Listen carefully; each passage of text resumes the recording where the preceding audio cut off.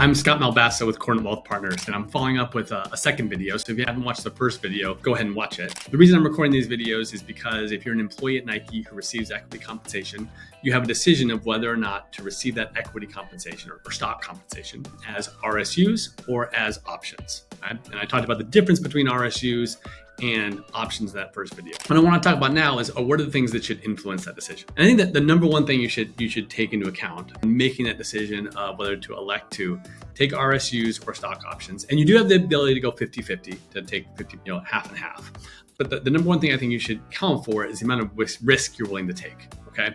And the reason I say that is because, when you receive stock, you can just sell that stock immediately, take that income and do what you want with it. For options, on the other hand, right, there's that chance that they're not going to be worth anything when they're granted. So as the stock price fluctuates, you're not going to be sure whether or not you want to exercise the option and then receive that income, if the price is greater than what it was when it was granted, right? So there's a potential big upside with options, but there's also the potential that they're not worth anything. I mean, with the RSUs, there is a high likelihood there's going to be a value to that stock when it vests, and that value is going to be what the value of Nike stock is when it vests, no matter what, right? I mean, there's always the chance that Nike's not worth anything, that they've gone belly up. But assuming that doesn't happen, and there'd be bigger ramifications if that were the case, that stock, that RSU is going to be worth something when it vests.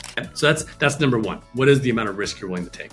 Number two, I think thinking about how you plan to use the proceeds of those RSUs or options is really important, right? If electing RSUs means that you're going to be able to sell those RSUs immediately to support your cash flow, so that you can do things like max out your 401k or save to a 529 for your kids, then RSUs are the much better option, right? Because RSUs are going to have value when they vest, whereas the option you don't know. Right. On the other hand, if your plan is to just hold the Nike stock and you really think the value of Nike is going to go up in the future, and that's a risk you're willing to take, then the option might be the better choice. The third thing I would think about is taxes. Okay. RSUs, like I said in the prior video, they're going to be taxed as income when they vest. Options are going to be taxed. The value of the option is going to be taxed as income when you exercise it, right? So if you know that you're having a otherwise big tax year and you have the ability to take on more risk, and there's a reason that you want to defer that tax down the road, then options may be a better choice for you, right? It may allow you to have more discretion on when you exercise them, so that you don't add to an already big tax year with RSU income. The last thing I would think about is how soon you plan to leave Nike. With both RSUs and options, there are, it may be that all the unvested RSUs that you have just are off the table if you were to leave. With options, similarly, there's usually a time period after you leave which you are forced to exercise that option. So that's one more thing that should factor into this decision.